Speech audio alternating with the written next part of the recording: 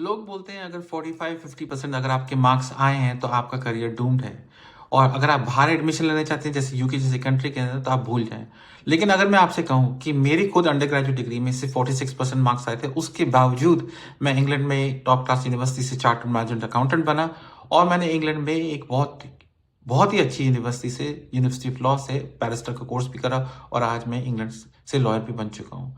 और उसका रीज़न ये था कि बिसाइड्स मेरे लो मार्क्स के, मेरी जो पर्सनल स्टेटमेंट थी जिसके बेसिस पे मुझे एडमिशन ग्रांट हुआ था, वो बहुत ही कंपेलिंग, ऑनेस्ट और परसुएसिव थी।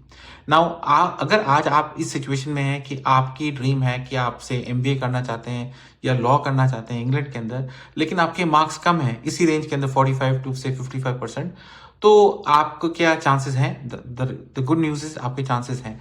लेकिन उस चीज़ को चेंज करने के लिए हमारे को जो पर्सनल स्टेटमेंट है वो बहुत ही परसुएसिव लिखनी पड़ती है, क्योंकि एडमिशन ऑफिसर्स जो होते हैं यूनिवर्सिटीज़ के, वो ये स्टेटमेंट्स पढ़ के ही आपको एडमिशन ग्रांट करते हैं।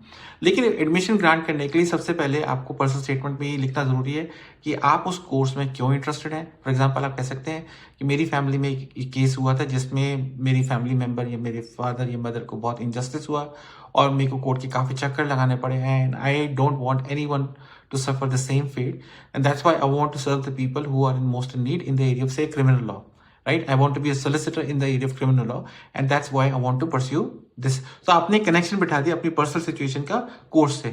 Now you have to own up your marks.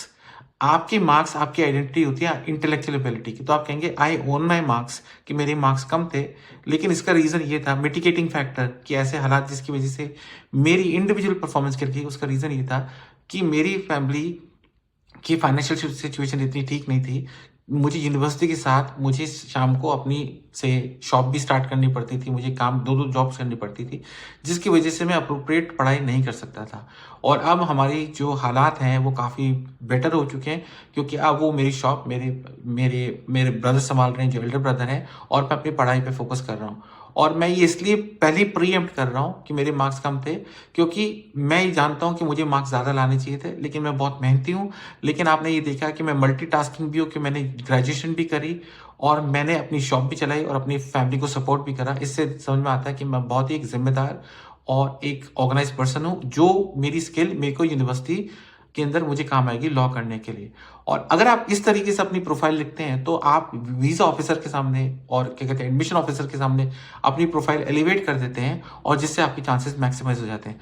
अगर आप चाहते हैं कि मैं आपको हेल्प करूं एडमिशन में यूके के अंदर, तो आप मुझे कमेंट करें अपनी यूनिवर्सिटी के ग्रेड्स, मुझे कॉन्टैक्ट करें, मैं आपकी ज़रूर मदद करूंगा। और मैं उम्मीद करता हूँ कि आप मेरे चैनल सब्सक्राइब करेंगे। Till next time, take care, bye.